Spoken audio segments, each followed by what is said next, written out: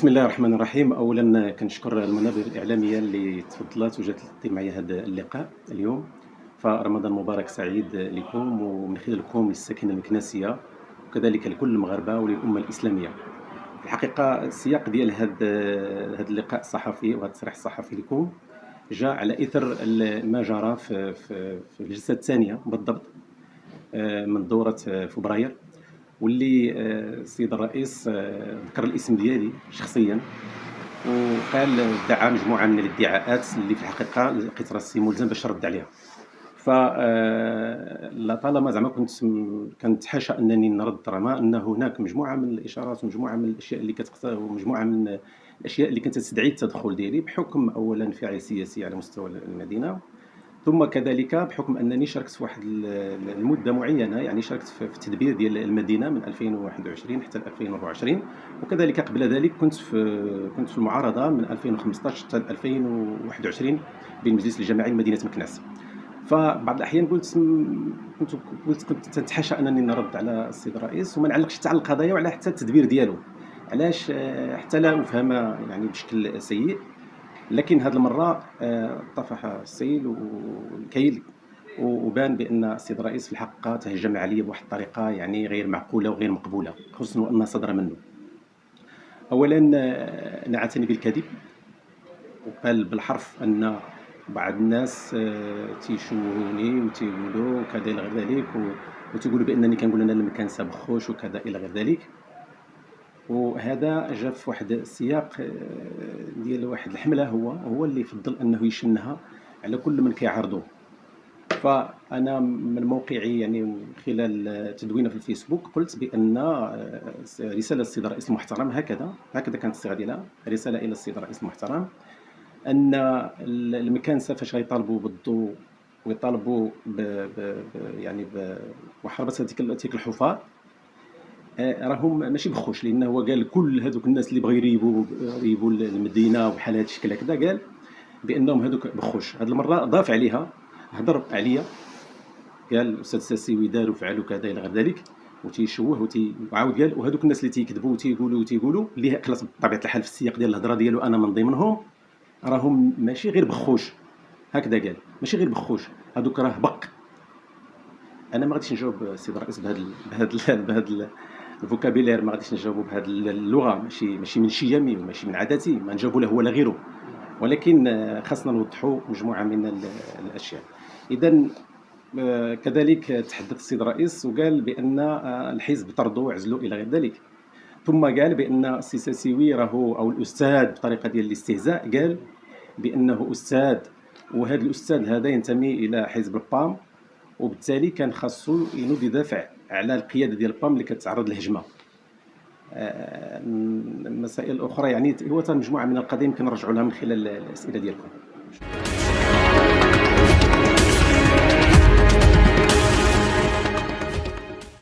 اهلا وسهلا بك الاستاذ الساسيوي، ورمضان مبارك سعيد. رمضان مبارك. بالنسبه للاستاذ الساسيوي تنعرفه كسياسي، ولكن شكون هو الاستاذ الساسيوي اكاديميا؟ ممكن انك تشرح لنا وتبين للمشاهدين الكرام. شكرا. في الحقيقه راه السيد الرئيس جاوب على الاختصاص، راه قال الاختصاص ديالو هو الصراصير. فكرت هذه المساله، هذه النقطه هذه، قال انه انا كنشكر السي ساسيوي انه قال لنا شكون هو الاختصاص ديالو. الاختصاص ديالو هو الصراصير. وهذا انا الحاج ساسيوي، اولا انا مواليد منطقه التفيلات، حصلت على شهاده البكالوريا بثانويه الحسن الثاني بالريصاني، وانتقلت يعني لجامعه مولاي اسماعيل وحصلت على الاجازه في 1994، ثم انتقلت لجامعه محمد الخامس في 1995 وحصلت على شهاده استكمال الدروس، ومن بعدها يعني انتقلت لجامعه محمد الاول بوجده وحصلت على شهاده الدكتوراه بالضبط في 25/5/2000. بعد منها يعني ولجت اطار، يعني ولجت الوظيفه العموميه عبر متصرف تابع لقطاع التعليم، ثم بعد ذلك جدت مباراه ديال التعليم العالي وحصلت على اطار استاذ التعليم العالي مساعد، ومن بعد ذلك قدمت ملف اخر استاذ التعليم مؤهل، ثم ملف اخر وحصلت على استاذ التعليم العالي. بالنسبه للتخصص تاريخ حديث ومعاصر، وكذلك تخصص بحكم الممارسة تخصص ديداكتيك التاريخ.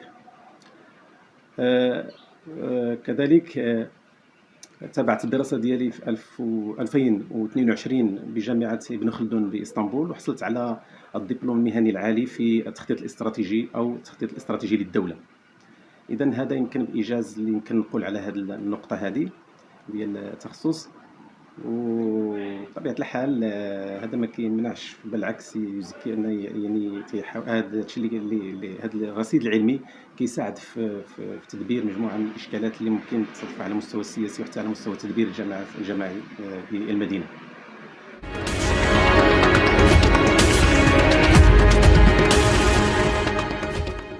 سيد الحاج، اول حاجه انت من السياسيين القلائل اللي انا كنحترمهم في المدينه، خصوصا وانا متبع للشان هادشي اللي كيوقع، الشان المحلي في المدينه. شفنا هادشي اللي وقع مؤخرا اللي هو الصراحه ليس في صالح المدينه، للاسف تمنينا كنا كنترافعوا ونهضروا على حاجات اخرين، لكن هذا واقع الامر ما عندنا ما نديرو.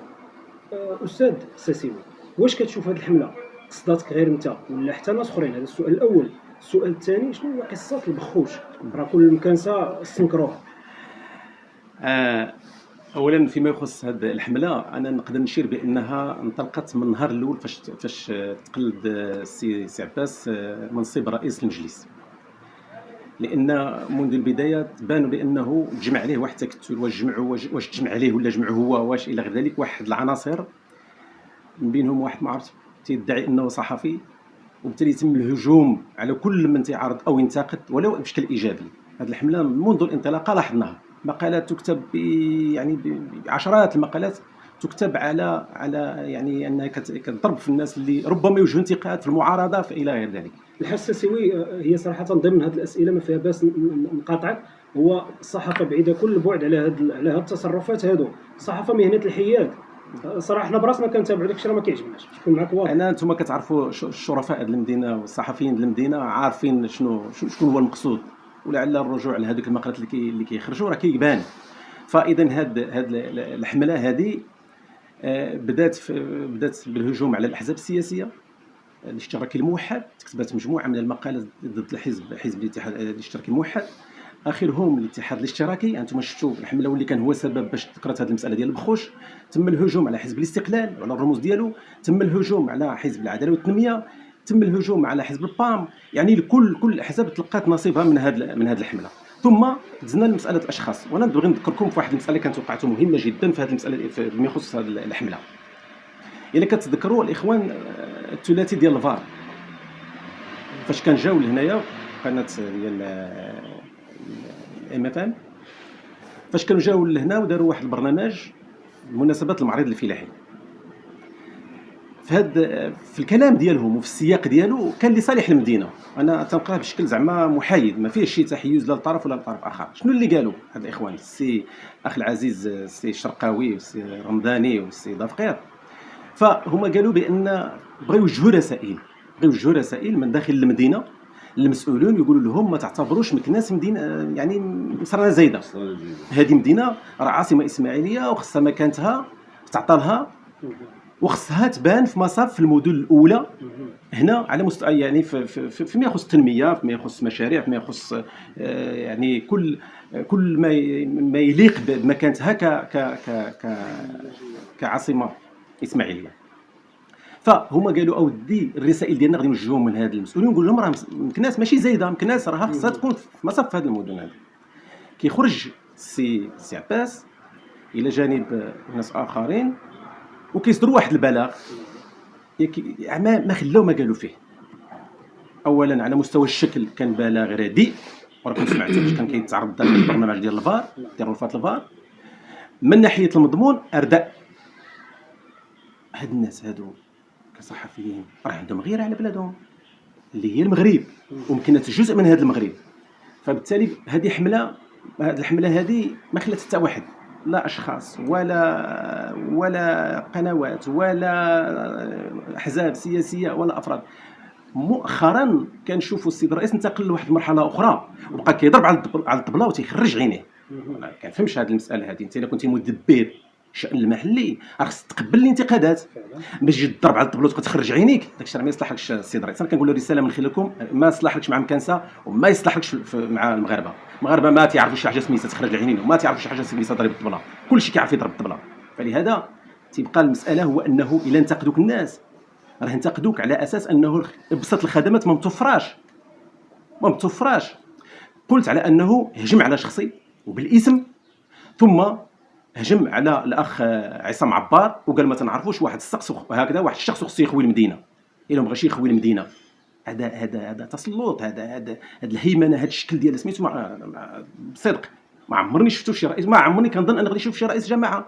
هنا جوج الحوايج، اما ان هذا الرئيس يعني عنده واحد النزعه ديال الهيمنه كبيره بزاف، ومع كامل الاسف انا استغربت لان ما كانش كتبان فيه، او ان هذا الرئيس فشل في التدبير. الا فشل في التدبير حتى الصوره ديالو يمشي في حاله. هذيك مهمه انتدابيه، هذيك ماشي شي حاجه مرتبطه بك انت، يعني انت تطوعا جدتي كما زدنا حنا كاملين، زدنا تطوعنا نخدموا الساكنه نتقبلوا الانتقادات ديالها. الا كنا ما قاديش نتقبلوا الانتقادات ديالها نمشيو لديورنا. استاذ ساسي، واش كتشوف كاين شي واحد عنده الحق يقول شي واحد الا ما عجبكش شحال خوي المدينه؟ انا هذا كنستغرب. هذا اول حاجه هو انه الرئيس خصو يقدم اعتذار، ماشي غير لهذاك الشخص. صوره بلادنا ماشي هي هذه، ماشي هكذا خصها تكون. صوره البلاد ماشي هكذا خصها تكون. رئيس مجلس بلدي انت راك مسؤول وشخصيه عموميه، فاش تقول لواحد خوي البلاد وتقول لواحد بق وتقول لحزب اخر بخوش، هذا ماشي صح. انا تنقول للرئيس من خلالكم يقدم اعتذار رسمي لكل مكانسه، لان فاش كتقول هذاك السيد خوي هنا راه كاين شي حاجه ماشي هذيك، راه عندك شي فهم ماشي هو هذاك هادشي اللي كتقول. هو الحاج الساسوي صراحه الاعتذار ممكن، ولكن حنا بغينا الخدمه، بغينا نشوفوا ما نبقاوش نهضروا على حفار اناره عموميه. خاص ينوضوا يخدموا، اللي جا مسؤول ينوض يخدم المدينه. حنا هادشي اللي كنتمناو. انا مع كامل الاسف ان هذه المساله ديال الحفار وديال الاناره يعني من المسائل اللي خصنا نكونوا تجاوزناها. اللي نبغي نقول للرئيس، الا كنتي كتوصفنا، انا معني دابا، انا معني راه بالتصريح ديالو، الا كنت كتوصفنا باننا بخوش وبق، علاش؟ لان كنقول اودي كاين حفر وكاينه ما كايناش اناره، ويدير واحد القضيه. راه عندك الطوموبيل ديال الدوله، عندك تعويضات ومهمه ديال الرئيس، ودير واحد الجوله في المدينه وشوف واش بصح كاين الحفر ولا ما كاينينش. الاولى ثانيا بالليل دير واحد الدوره وشوف واش كاين الظلام ولا ما كاينش الظلام. الناس كتخرج تصلي بالبيل ديال البورطابلات ديالهم، ما مفهوماش. خرج قول للناس علاش هاد الحفار، علاش هادشي ديال الاناره ما كاينش. فمع كامل الاسف انه اللي سي عباس اليوم اللي خرجوا وانتقدوا راه غادي يوصفوا بخوش، وانا اكيد غادي يوصف كثار من هادشي، غادي يوصف الناس كثار من هادشي غادي يقول. علاش؟ لانه اما في حاله ضيق عجز على انه يواجه المشاكل الحقيقيه، لان مع كامل الاسف يعني تجربته طويله، راه من 92 حتى لدابا هو في المجالس، ودائما هو عضو مدبر دائما، يعني تيكون دائما عضو في المكتب المسير، الا في واحد الفتره معينه اللي هي ما بين 2015 2021 في الوقيته ديال الرئاسه ديال سي عبد الله بوانو، الدكتور المحترم سي عبد الله بوانو. في هذه اللحظه هذه كان في المعارضه، ولكن كان نائب رئيس مجلس العماله. بالتالي الا كنت انت في 92 حتى لدابا انت جزء من الازمه، خصنا نقولوها لك، راك جزء من الازمه. ما نراه اليوم من تدهور الاناره العموميه ومن الحفار وكل المشاكل اللي تتعاني منها المدينه، راك انت جزء منها. لحقاش انت كنتي في التدبير، خصك تحمل مسؤوليتك وتقول اودي انا كنت في التدبير، عجزت هكذا ونحط سويتها تمشي بحالي. ولكن الا بغيت تبقى، الا بغيت انك تستمر وكتشوف بانك قاد على انك تستمر في تدبير الشان المحلي، ما خصكش تخرج تسب الناس. على الاقل تقول لهم هادشي اللي عرفت فوق طاقتك لا تلوم، انا هادشي اللي عرفت، ما قدرتش ندير هذه مفهومه. ولكن انك تبقى في الهجوم على الناس، انا هذا لا يعقل وماشي معقول وما خصوش يكون. افظع من ذلك، وحنا كنا كنسكتوا بزاف، ولكن اليوم غادي نبقاو نهضروا. من الان فصاعدا انا اعلنها، غادي نتكلم، لان كنت كنزول عند رغبه بعض الاصدقاء تنقولوا باش ما تفهمش عوجه، باش كذا احتراما لكذا احترام كذا. ولكن اليوم تنوجد بانني ملزم بانني خصني نخرج نهضر. اكثر من ذلك الاخوان، ومن خلالكم الساكنه المكناسيه، واحد المجموعه محترمه، حنا ما نقولوا واحد لا ناموس ولا دبان ولا محترمه، معاه تدور في الفلك ديالو، كتهجم على الكل. الفظاعه فين وصلت؟ اسمعني مزيان الاخوان في مساله الفظاعه هو انه ما بقيناش كنقولوا بخوش ناموس دبان ما نعرف هو اللي بغيتي. الناس ولات تتفرق في المكانسه، شكون اللي مكناسي حقيقي حر هكذا كيسميوه واللي ماشي مكناسي حر حقيقي. هادو ناس كيدوروا في الفلك ديالو، وكيصفوا الناس اللي عندهم وتيصنفوهم هادو عندهم عقل ازدياد خضر وهادو عندهم عقل ازدياد ابيض، وهادو جايين برانيين ولاجئين، وهادو مكانسه حقيقيين ولاد المدينه. لاحظتوا حتى في الترويج ليه هو كانوا في الترويج ليه باش يكون رئيس كانوا تيقولوا بان جا واحد ولد المدينه اللي عنده الكبده عليها ماشي بحال الاخرين. وهاد الناس جبدوا كاع اللي خرج الاسوار، الناس ديال الغرب لاجئين، فلاله لاجئين مرتزقه، جباله لاجئين مرتزقه. هاد الفضاء او هاد الوسط اللي داير بك السي عباس كان خصك تخرج تقول لا وقفوا هاد الشيء، وهادو مقربين ليك تيهجموا على اشخاص، تيهجموا على ما عرفتش كيفاش نسميها، والله ما عرفتش كيفاش نسمي هاد النزعه هذه اللي ولات. علاش زعما المجالس كلها اللي كنا كنشوفوا ما عمرنا سمعنا بحال هاد الشيء. حتى جاو هاد الناس، حتى جا هاد السي عباس عاد واكبته هاد الحمله ديال نفرقوا ما بين مكانسه. انا هادشي ما كنتش بغيت نقولوا له، راه ماشي غير مساله الفيسبوكيين وماشي فيسبوكيين، او اللي تيقول الحفار اللي ما تيقولش الحفار وهذوك بخوش. هادو راه ناس معاك انت تيقولوا، غادي يقول لك السيد الرئيس انايا كتفتري عليا وكتقول هو عارف هادشي كله، راه ما شاف تدوينات. انا نعطيك المثال والدليل الواضح باش ما نبقاوش نقولوا الهضره عبثا. هاد الصفحه هذه الصفحه فيسبوكيه ديال الكاتب الاقليمي ديالو، هذه نشرها وهي مجموعه من التدوينات. هذه نشرها بالضبط في 3/9/2025. هذا كاتب اقليمي ديالو.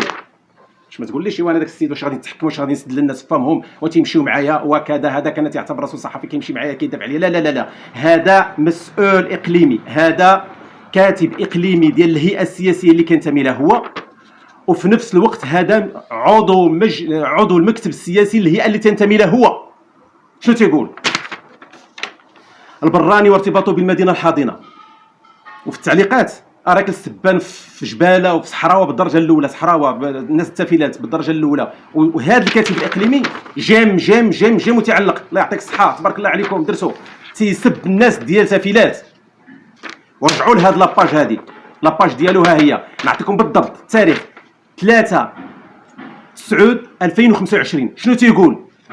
البراني وارتباطه بالمدينه الحاضنه سؤال عميق جدا وفيه بعد اجتماعي ونفسي. عبارة البراني أو الغريب غالبا تستعمل للإشارة إلى الشخص الذي ليس هو من أهل المدينة ماشي مكانسة، بينما أصحاب الأرض هم السكان الأصليون. الاختلاف في القلب أو في درجة الانتماء يعود لعدة أسباب. غياب الجذور العاطفية. الناس هذا راه كاتب إقليمي ديال الهيئة السياسية ماشي مقرب، هذا راه هو الرئيس بحاله بحال الرئيس. السيد السياسي هما اللي في التسيير حاليا، هادو هما اللي دايرين. صحيح هما ابناء المدينه. صحيح، حنا ما طالبينش، حنا سيدي برانيين، حنا كلنا ابناء ولاد المدينه. احنا برانيين. هادو انا كنقول لك مع كل التقدير والاحترام لهم، هذا جهل معرفي، ما تيقراوش تاريخ المدينه، ما تعرفوش تاريخ المدينه. ثانيا حنا داخل وطن وتحت شعار الله الوطن الملك فعلا. وبالتالي هادو ما عارفين شنو تيقولوا، تيضربوا في الدستور، تيضربوا في القانون. نكمل الا سمحت لي. قال لك غياب الجذور العاطفيه. تيقول ابن الارض مرتبط بالمكان بذكريات الطفوله باهله بمقابره باجداده، وهذا يخلق عنده احساسا بالواجب والمسؤوليه. بمعنى بمفهوم المخالفه، حنا اللي زدنا مثلا زاد في الريساني ولا واحد اخر زاد في قنيطره ولا زاد في هذا، ما تيحسش بالواجب والمسؤوليه. اما الغريب فيعتبر نفسه عابرا او ضيفا. هذا كلام خطير. شنو اخر تيقول؟ مفهوم المصلحه. البراني قد يرى المدينه كمجرد فرصه للعيش او لكسب الرزق. اسمع اش يقول هذا السيد هذا. فيتعامل معها ببراغماتيه لا بعاطفه. هذا كلام خطير. احساس بالانتماء. احيانا يحتاج الغريب الى وقت طويل حتى يشعر ان المدينه صارت مدينته، خصوصا اذا واجه رفضا او تهميشا من اهلها. نفسيه المؤقت. كثير من البرانيين يعيشون بعقليات سارحل يوما الى غير ذلك. سي شنو هما داروا في المدينه؟ هما ابناء المدينه شنو داروا لها؟ لا سي ربيع، الله يرحم به والديك، انا كنقول هاد الناس اللي تيهجموا على ساكنه، على راعي صاحب الجلاله. فهمتيني؟ على راعي صاحب الجلاله. وكاننا في اوطان مكناس مقسومه، داخل الاسوار ولد المدينه وعنده عقل ازدياد خضراء، خارج الاسوار ماشي ولد المدينه. هذا الشخص هذا شكون هو الاسوار؟ وبالله عليك فاش كتخرج سي عباس انت وهذا السيد هذا اللي هو انت، لان سي عباس بالمناسبه هو الكاتب الجهوي ديال الحزب، الهيئه اللي كينتمي لها هو، وهذا الشخص هذا هو الكاتب الاقليمي لهذه الهيئه السياسيه، وهما بجوج اعضاء في المكتب السياسي. فاش خرجتوا كديروا الحمله الانتخابيه، وبالمناسبه انا كنت معكم، انا كنت الثاني في اللائحه، واش كنا كنقولوا للناس اللي عنده عقل ازدياد خضر يصوت على اللي ما عندوش عقل ازدياد خضر ما يصوتش علينا؟ انا علاش عطيت المثال ديال هذا الشخص هذا؟ لان باش ما يقولكش الرئيس انا ما سمعتش ما شفتش، نقول لك علاش. نزيدك اكثر بان الرئيس تفاعلتي مع تدوينه ديال سي عبار، وتفاعلتي مع تدوينه ديال الحساسوي، ولكن ما تفاعلتيش مع كلام قالوا له سي الاستاذ المحترم سي عبد الصمد الادريسي. قال له السيد الرئيس راه عندك، رجعوا في الدوره اللي قبل، اعتقد في الدوره اللي قبل، قال له راه عندك ناس معاك في الحزب راه تيفرقوا المكانسه البراني والدخلاني، ما علقش عليها. هذه ما علقش، هذه ما شافهاش، هذه ما تشافتش، هذه جاهلها بطبيعه الحال، ما هضرش عليها، هذه ما قالش عليها حتى كلمه، ما قالش شكون هذا سي كذا. ليكن في علم هذا السيد هذا اللي تيقول هذه الهضره، واش عرفتوا تيقول القانون؟ وانا بالمناسبه تندعي للجمعيات الحقوقيه ان تحمل المسؤوليه ديالها وتتابع هذا السيد بما تيخونوا القانون. شنو تيقول القانون؟ فصل 5 431 من القانون الجنائي: يعاقب بالحبس من شهر الى سنه وبغرامه من 5000 الى 50000 او باحدى هاتين العقوبتين كل من قام بالتحريض على التمييز او على الكراهيه بين الاشخاص. هذا راه ماشي كراهيه، هذا راه التمييز. او البلاد او شي بلاد اللي عنده العاطفه اللي عنده القلب، حنا ما عندناش قلب على المدينه ديال مكناس. باقي الشطر الثاني: ويعاقب كذا الى غير ذلك التحريض على التمييز او على الكراهيه كذا بواسطه الخطب او السياح او بما فيهم حتى هذا المنشور اللي داروه.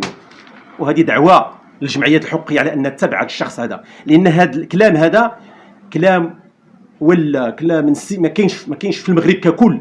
المغرب يتميز بالتسامح بين الاعراق، بين الديانات، بلد تسامح، بلد عطى مثال في هذه المساله ديال التسامح. فحراك هذا تنشاركوا معاه الدين والارض والماء وكلش كنشاركوا معاه، ويتم الهجوم على الساكنه ديال مكناس اللي ما عندهاش عقد الازدياد خضر او اللي تزاد خارج السور ديال المدينه وتيقول هذا الكلام. وها هو في الباج ديالو غترجعوا له وغادي تشوفوا التعليقات ديالهم، التعليقات ديال بعض الاخوان اللي تيمشيو في هذا الفلك ديالهم.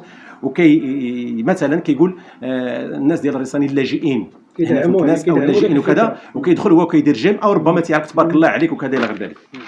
الحاج، واش ما تشوفش ان هذا الشيء اثر داخل الحزب، داخل الاغلبيه؟ شنو ان اليوم ان كاين انشقاقات داخل الاغلبيه؟ واش ما تشوفش هذا العمل السياسي ان اثر تاع الاغلبيه وداخل مدينه مكناس؟ اليوم نقول لك واحد القضيه. بدينا في الاول كاين واحد المجلس غير متجانس، بكل صدق غير متجانس. واحد الظروف يمكن هذا نعاودوا نفتحوا الباب ونعاودوا نهضروا في هذه المسائل الاخرى. عندي ما يتقال في هذه المسائل، عندي ما يتقال. شوف، من 2015 حتى 2024 عندي ما يتقال في المجلس، اعرف الشاده والفاده، وعندي ملفات ونناقش ملف بملف، حدث بحدث كذا. سي كريم، الا لاحظتي اليوم ماشي غير انشقاقات داخل الحزب. انا يمكن نعود لهذه المساله هذه لان قال حتى الحزب طردني. دابا نعاود نرجع لهذه المساله هذه ونشرحوها مزيان. اليوم كنلاحظوا بان الرئيس فقد حتى الاغلبيه ديالو اللي هي اصلا كانت غير متجانسه. حيت فاش كنبغي نبني واحد الاغلبيه، اول شيء كيكون عندي واحد التقاطع معهم على مستوى التصورات.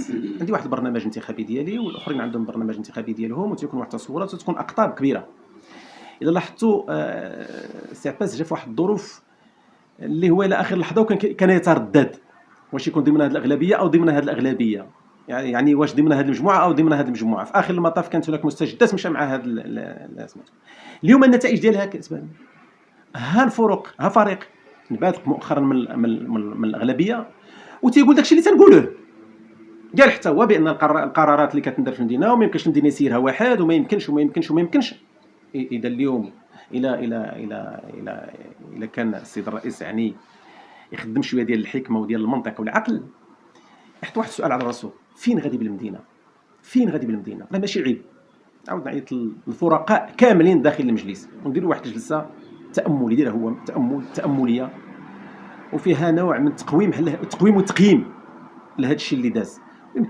يمكن على الاقل نقدو، يمكن اولا نقدو بعدين على هاد المسائل اللي ولات تنهضروا على عنصريه. الناس كتهضر على تنميه المدن ديالها. تبارك الله، شوف المدينه ديال الرباط كي دايره، شوف المدينه ديال مراكش، شوف بعض المدن صغيره، راه بعض المدن صغيره في الحجم ديالها فقط، ما بقيمتها ما كنهضروش عليها، صغيره. اليوم راه مشات علينا، هربات علينا سنوات ضوئيه، مشات خلاتنا. المدن المحيطه بنا بلا ما نذكر الاسماء، خرجوا تشوف واش عندهم مشكل الاناره، عندهم هذا مشكل الحفر اللي عندنا حنايا، عندهم هذا التمييز هكذا، عندهم هذا الهجوم. الدورات ديالنا ولات دورات، راه اش نقول لك، راه ولينا انا ولا كيعيطوا لي اشخاص خارج المدينه كيبقاو نتفرجوا اش هذه المهزله، وعيطوا لي اخوان في صحف وطنيه مشهوره وكبيره، وعيطوا لي قال لك اش هادشي كيوقع في مكناس. واش مكناس شنو، واش مصير، واش زعما علاش مكناس غادي يكون فيها هادشي، واش مكناس تستحق هادشي؟ ما تستحقوش مع كامل الاسف.